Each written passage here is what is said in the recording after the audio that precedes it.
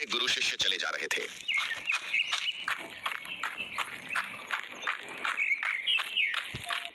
रास्ते में मछली पकड़ने वाला मछुआरा मछलियां पकड़ रहा था, ऐसे झाल डाल रहा था और बाहर निकाल रहा था मछलियां पकड़ने के लिए।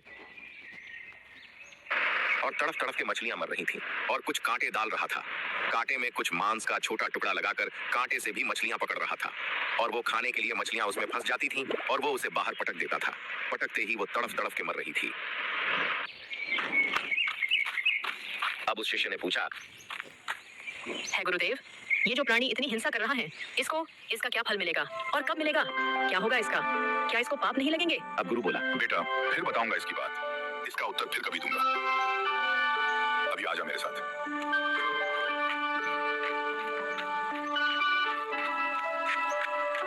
फिर 5-10 बरस के बाद एक दिन क्या देखा कि एक हाथी का बच्चा उछल कूद मचा रहा था।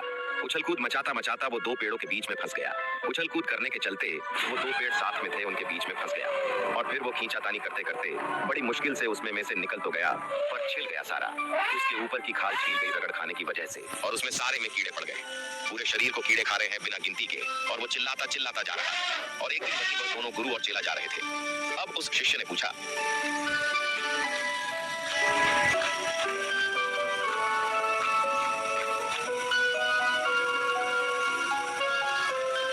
हे गुरुदेव, ये प्राणी कितना कष्ट में है।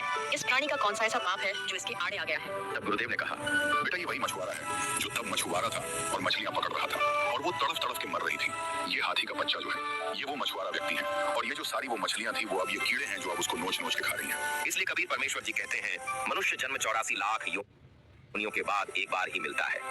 इसमें अच्छे कर्म करने चाहिए और सच्चे गुरु से नाम दीक्षा लेकर सद्भक्ति करनी चाहिए और